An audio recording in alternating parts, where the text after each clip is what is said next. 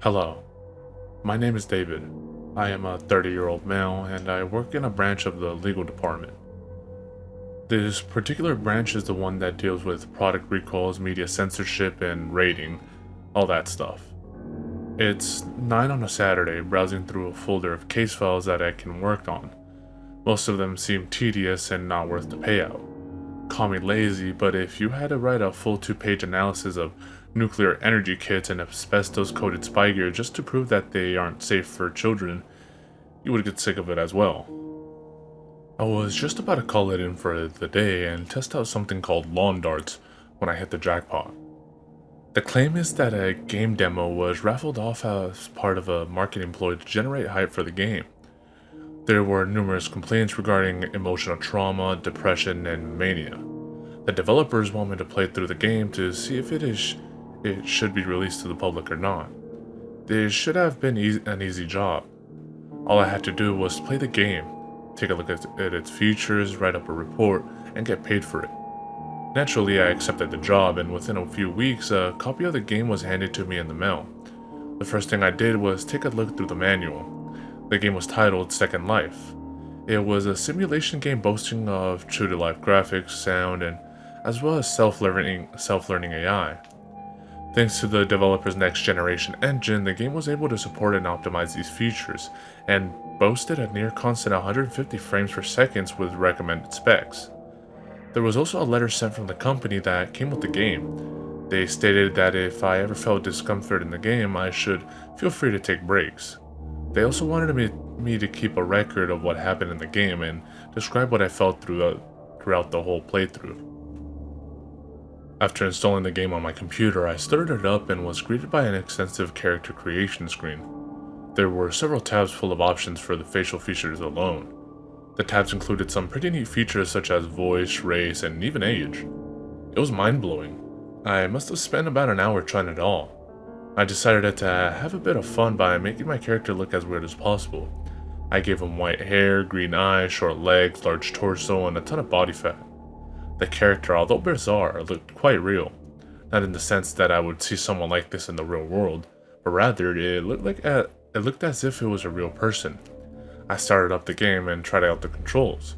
I can move, run, jump, climb, crouch, attack, standard stuff mostly. I started out in a park in the middle of town square. I tried talking to someone and they seemed a bit uncomfortable. I even saw a kid pointing at me and a mother telling him off. After the person walked away, I started examining the town. I have to say, with headphones on and maximum graphics setting enabled, this game looked real. And I was quite impressed with the AI. Despite having seen only one conversation, I decided to try and attack someone. I walked up to a family and was about to brawl, but I didn't want to. I felt bad trying to attack a family that had kids in it. Normally this wouldn't bother me, as games such as Grand Theft Auto or Just Cause 2 made their AI either total jackasses or lacking in any depth or emotion whatsoever. But this was different. I decided to avoid the family and went up to a man walking alone. I punched the guy in the nose and I saw blood coming out of it. The man looked baffled and immediately began to punch me. It was just about then when I realized that I didn't have a life meter or any sort of HUD.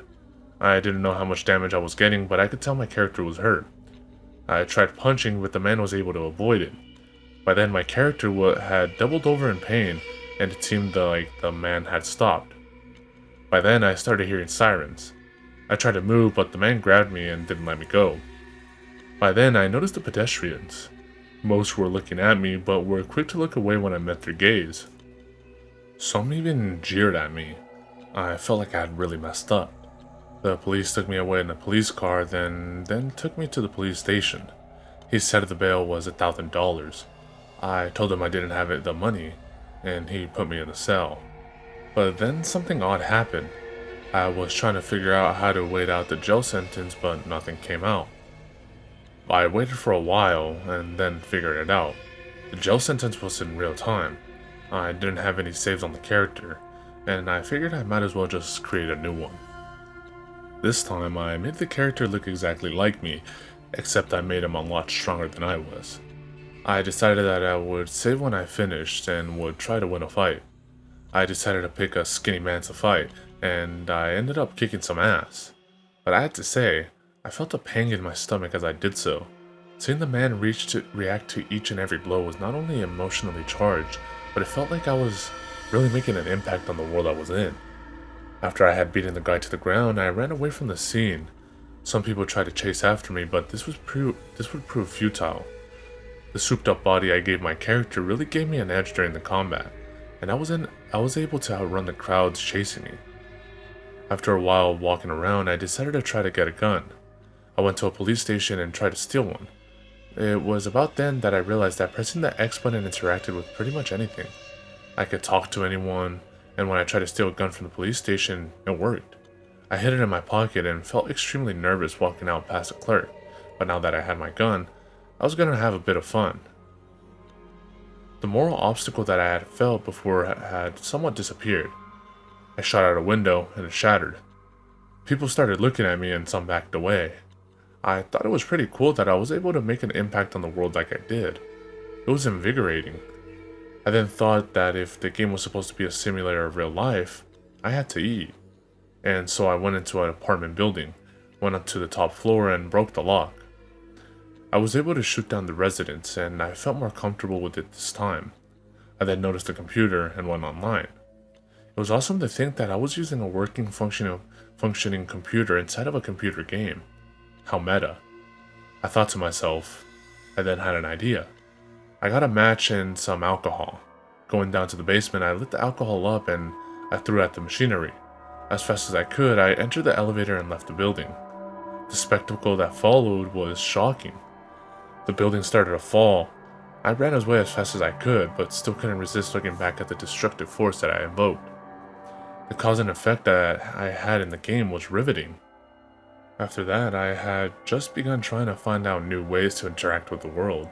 I could run cars into buildings and see a realistic display of the crash. I could throw a Molotov at a forest and would see reports of a wildfire on the news later. I even noticed that the window I broke when I first fired the police gun was being fixed. I must have been distracted because I got a call from my boss asking if the report on the game was done.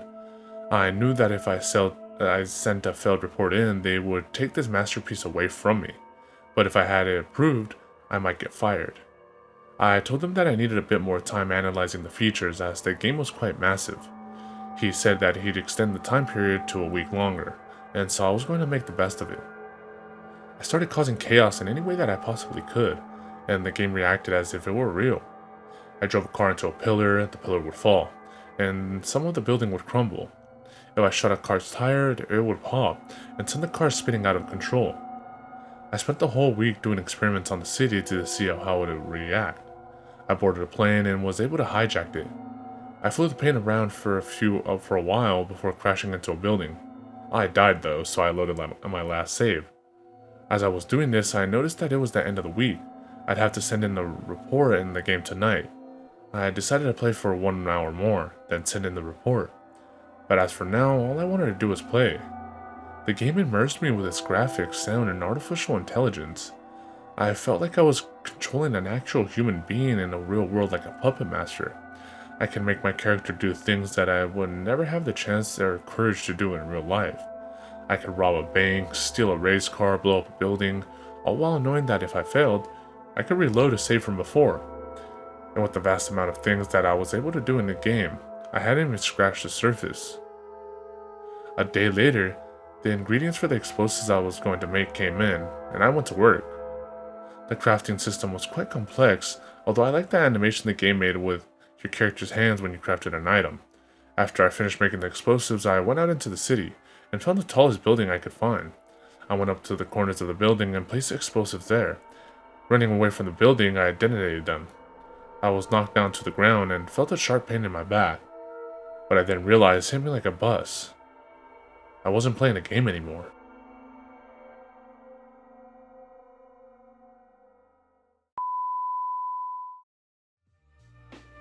Sinister bees, sinister voices. Yo.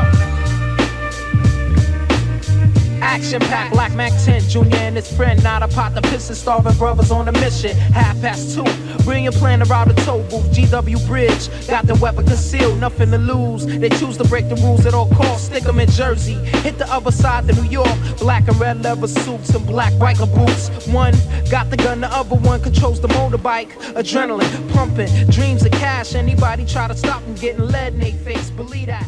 Black pack.